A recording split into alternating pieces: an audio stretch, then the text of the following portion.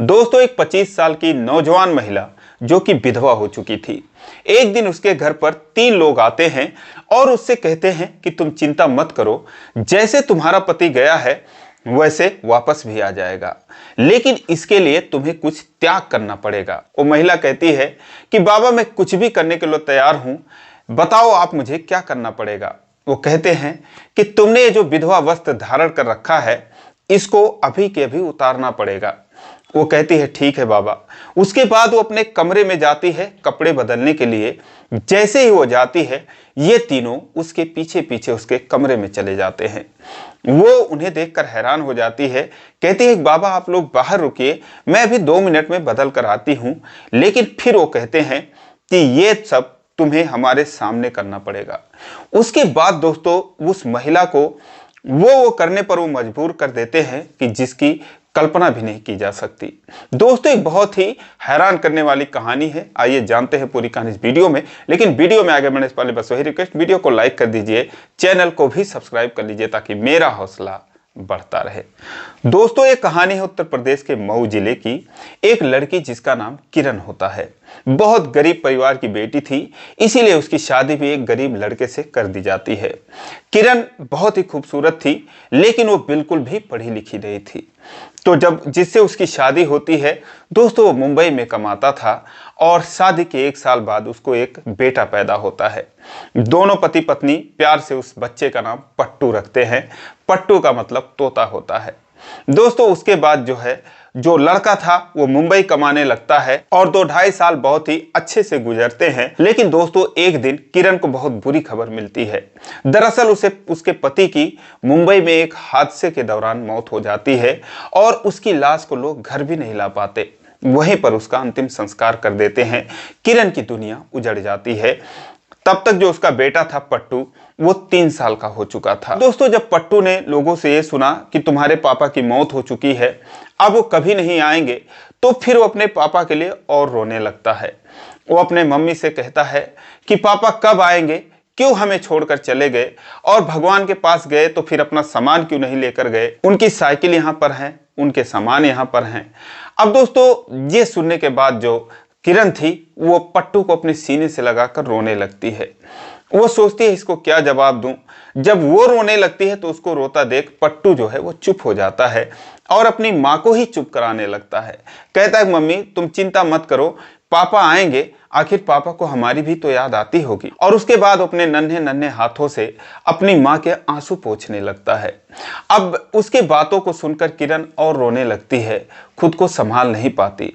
तभी दोस्तों, वहां पर एक फल बेचने वाला जिसका नाम रघुनाथ होता है, वो ठेला लेकर आता है और उसे देखते ही पट्टू कहता है कि मम्मी मुझे केला चाहिए, मुझे अमरूद चाहिए, मुझे सेब चाहिए। जब वो रोने लगता है तो किरण कहती है पैसे नहीं हैं। वो उसे मना करती है, लेकिन वो मानता नहीं है। दौड़कर रघुनाथ के ठेले के पास आ जाता है। वो उसे देखता है कि बहुत रो रहा है बच्चा, तो उसको 4 केला उठाकर दे देता है। कहता है ये लो बच्चे। और उसके बाद उसकी माँ भी कुछ देर में आती है। जब वो किरण को देखता है, वो भी रो रही थी, तो कहता है कि क्या हुआ, घर में किसी से झगड़ा हुआ है क्या।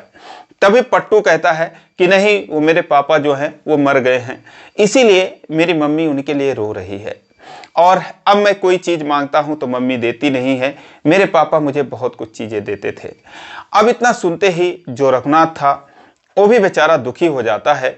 वो कहता है कि बेटा तुम चिंता मत करो, तुम मम्मी से कोई चीज़ मत मांगना, तुम्हें जो ज़रूरत होगी मुझसे मांग लेना, मैं तुम्हें दे दिया करूँगा। वो कहता है ठीक है, मेरे लिए कल कार ले आना। तो रघुनाथ कहता है ठीक है, लेकिन तुम रोना मत। वो बोलता है ठीक है। दोस्तों, पट्टू हंसने लगता है। उसके बाद रघुनाथ वहाँ से चला जाता है।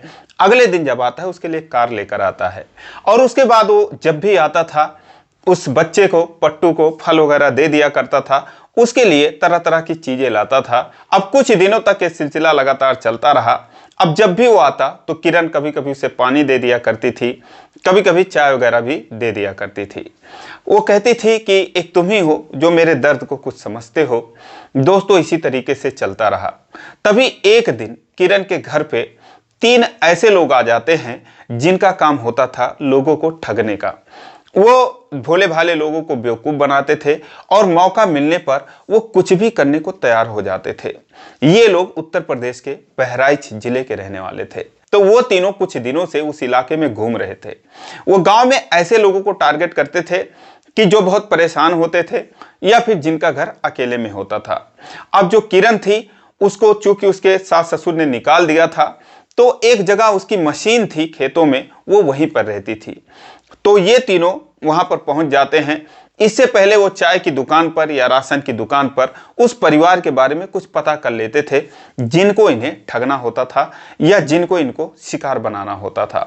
तो इसीलिए वो जो है कुछ कुछ बातें किरण के भी बारे में पता कर लेते हैं और उसके बाद वो बाबा की भेष में उसके घर पर आते हैं। आते ही उसे आवाज देते हैं, कहते हैं कुछ भिक्षा दे दो। वो दोस्तों थोड़ा सा अनाज लेकर आती है, वो झोली फैलाता है और उसके झोली में डाल देती है। अब वहीं से दोस्तों वो लोग खेल खेलना शुरू कर देते हैं। उनमें से एक कहता है कि ओ हो, तुम बहुत परेशान हो, तुम चिंता मत करो, और तुम सोच रही हो कि तुम्हारा पति इस दुनिया में नहीं है, यही तो भगवान की माया है। लेकिन वो जहां भी है थोड़ा परेशान है, लेकिन अगर तुम चाहोगी तो वो आ जाएगा। अब दोस्तों उनकी बातें सुनकर जो किरण थी उसे चक्कर आने लगता है। वो कहती है कि बाबा आप क्या बात कर रहे हैं, वो जो है उनकी मौत हो चुकी है और हमारे ही गांव के कुछ लोग जो है उनका अपने सामने अंतिम संस्कार करके उसके बाद गांव आए थे, तो हर कोई मान चुका है और आप ये कैसी बातें कर रहे हैं। तो वो कहता है कि ठीक है, तुम अगर इसी को सत्य मान रही हो, इसी में ही खुश हो, तो यही सही, इसीलिए भगवान तुम्हें इस तरीके से रख रखा है और तुम मेरी बात को काट रही हो, तुम्हें नहीं पता कि मैं कौन हूं। तब तक जो उसके दोनों चमचे थे वो दोस्तों पूरी प्लानिंग बनाकर आए थे। वो कहते हैं कि बाबा माफ करो, इस दुखियारी पर दया करो, ये आपको समझ नहीं पाई और आपको ये जान नहीं पा रही कि आप कौन हैं, और बाबा इस पर दया करो, इसके पति को बुला दो। बाबा कहता कि हरगिज नहीं, ये खुद नहीं चाहती कि इसका पति आए। तब तक दोस्तों अब वो जो थी वो रोने लगती है और पांव पकड़ लेती है, कहती बाबा मुझे माफ करो, मैं आपको समझ नहीं पाई, अगर मेरे पति हैं तो आप उनको यहाँ पर भेज दीजिए। तो बाबा कहता है कि तू चाहती ही नहीं कि तेरा पति आए, इसीलिए तुमने ये विधवा वस्त्र पहन रखा है। वो कहती है कि बाबा मुझे पता नहीं था और मैं तो जान रही हूँ कि वो इस दुनिया में नहीं है, हर कोई मान चुका है, इसीलिए मैंने ये पहन रखा है। तो बाबा कहता है कि पहले तू जो पहन रखी है इसको बदल करा और अभी के अभी तुरंत बदल करा, वरना जो तेरा एक बेटा भी है उसके ऊपर जो संकट है उसका तो तुझे पता ही नहीं है। अब दोस्तों ये बात सुन के और घबरा जाती है और उसके बाद वो घर में जाती है, अपना सफेद साड़ी निकालकर फेंक देती है और पेटीकोट ब्लाउज में फिर वो अपना कपड़े ढूंढने लगती है। लेकिन उसके जितने भी कपड़े थे, सुहागिनों वाले वस्त्र थे, उसने पति के मौत के बाद सारे कुछ फेंक दिए थे। फिर भी वो बक्से में ऐसी कोई साड़ी ढूंढती है जिसे वो पहन सके। वो ढूंढ ही रही थी तभी ये तीनों जो है उसके कमरे में घुस जाते हैं और उसके बाद वो दरवाजा अंदर से लगा देते हैं। जब वो उनको देखती है तो वो चौंक जाती है और उसके बाद अपने हाथों से खुद को बचाने का, खुद को ढकने की कोशिश करती है और कहती है कि बाबा आप 2 मिनट रुकिए, आप लोग बाहर, मैं ढूंढ ही रही हूं, अभी बदल कर आती हूं।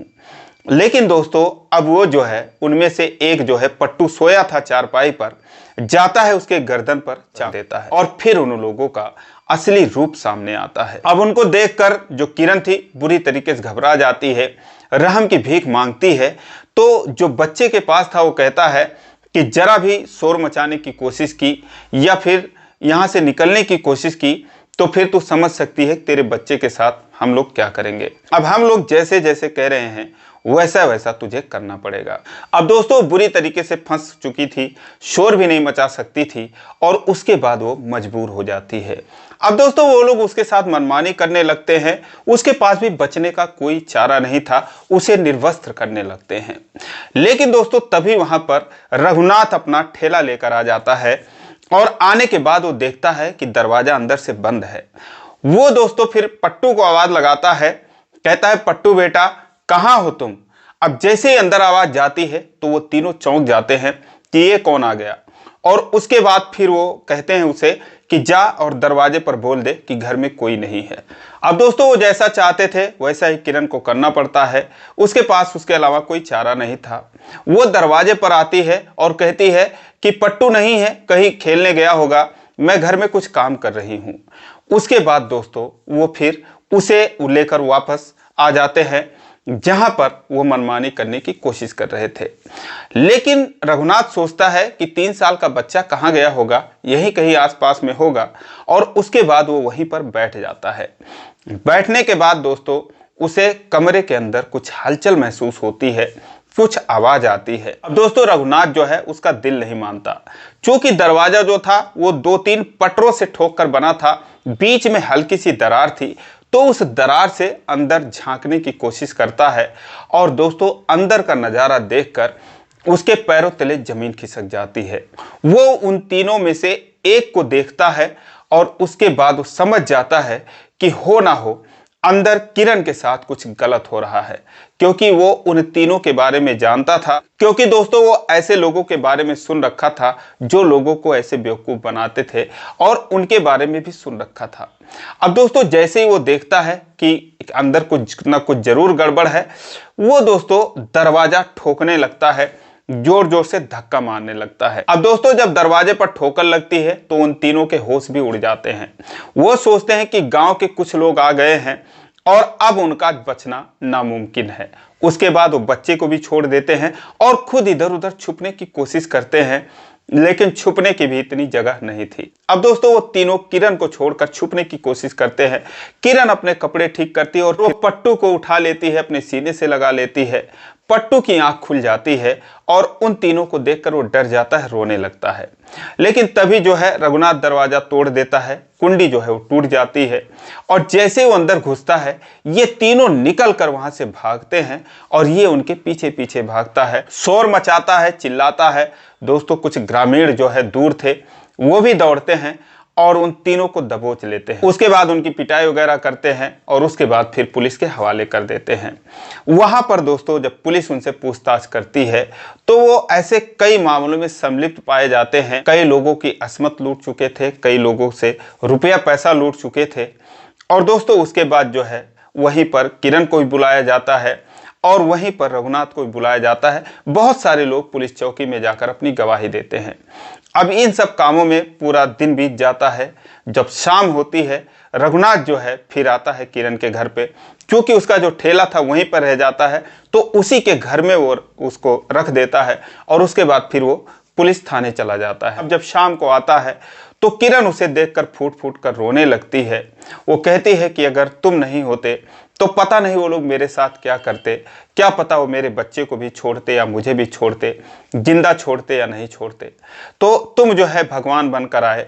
वो फूट फूट कर रोने लगती है। तो रघुनाथ कहता है मैं इन लोगों को जानता था कि ये लोग ऐसे ठगने खाने वाले हैं, और जब ये इधर को आ रहे थे तब मैंने इनको देखा था और मेरे मन में ख्याल आया कि कहीं तुम ना इनके बहकावे में आ जाओ, इनके झांसे में आ जाओ, इसीलिए मैं सुबह सुबह तुम्हारे ही घर पर आ गया, वरना मैं शाम को पट्टू से मिलने आता। लेकिन तुम भी तो इनके बातों में आ गई। भला एक बार जिसको भगवान उठा लेता है वो कहीं वापस आता है। अब किरण जो है वो रो रही थी, कह रही थी कि ये बातें ही ऐसे कर रहे थे कि मुझे जो है विश्वास करना पड़ा और इस तरीके से इन लोगों ने मुझे जाल में फंसाया, मुझे पता ही नहीं चला। लेकिन शुक्र है कि तुम आ गए और मेरी इज्जत बच गई, मेरी जान भी बच गई, मेरा बच्चा बच गया। वो बेतहासा रोए जा रही थी। दोस्तों उसको जाके रघुनाथ संभालता है और फिर वो उसके गले लगकर रोने लगती है। उसके बाद दोस्तों फिर ये लगातार सिलसिला चलता रहा कि रघुनाथ जो है फल बेचने उधर ही आता था, उसका हाल चाल लेता था, पट्टू को बहुत प्यार करता था। धीरे धीरे दोस्तों ये सिलसिला जब लगातार चलता रहा तो दोस्तों एक दिन किरण और रघुनाथ एक दूसरे को चाहने लगते हैं। और उसके बाद दोस्तों ये कहानी है 2011 की। फिर दोनों एक हो जाते हैं, एक दूसरे से शादी करने का फैसला करते हैं। तो दोस्तों अगर इस दुनिया में चोरों और बेईमानों की कमी नहीं है तो फिर अच्छे लोगों की भी कमी नहीं है। रघुनाथ जैसे लोगों की वजह से ये दुनिया चल रही है। तो दोस्तों ये रही कहानी। आपको कैसी लगी कमेंट करके जरूर बताएं। अच्छी लगी है तो वीडियो को लाइक नहीं किए तो लाइक कर दीजिए, चैनल को सब्सक्राइब कर लीजिए इसी प्रकार की कहानियों के लिए। फिर मिलेंगे अगले वीडियो में, तब तक के लिए जय हिंद।